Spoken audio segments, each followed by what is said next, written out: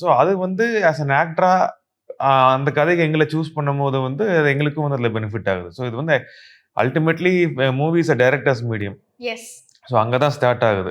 So அதுக்கு அவங்களுக்கு தான் வந்து தேங்க்ஸ் சொல்லிக்கணும்.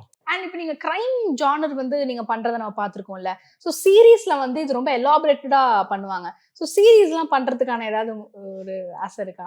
சீரிஸ் பண்ணுங்கிற ஆசை இருக்கு. இன்னும் அது மாரி கரெக்ட்டா ஒண்ணு அமைஞ்சு வரல. வரும்போது டெஃபினட்டா பண்ணணுங்கிற ஆசை இருக்கு. ஏன்னா சீரிஸ் பண்ணும்போது என்ன ஒரு அட்வான்டேஜ் இருக்குன்னா வந்து லைக் மல்டிபிள் சீசன்ஸ் போகும்போது, ஒரு சீரிஸ் வந்து ஆடியன்ஸ் கிட்ட கிளிக் ஆயிருச்சுன்னா, நம்ம வந்து ஒரு ஹவுஸ் ஹோல்ட் ஐட்டம் மாரி ஆயிருவோம்.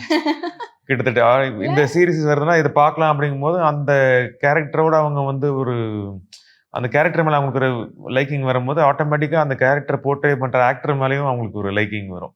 டைரக்டர்ஸ்லாம் பார்த்துட்டு இருக்கீங்க. கண்டிப்பா சார் கிட்ட வந்து கேட்கலாம்.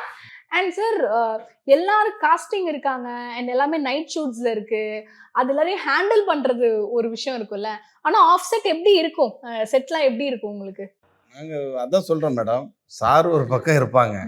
சார வண்டியில எடுத்துக்கிட்டு நாங்க எங்கேயா போயிடுவோம்.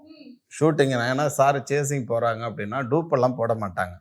நாங்க கேட்போம், சார் வேற யாராவது வச்சு ஓட்டுவோம் ஷூட்டிங் வண்டின்னு.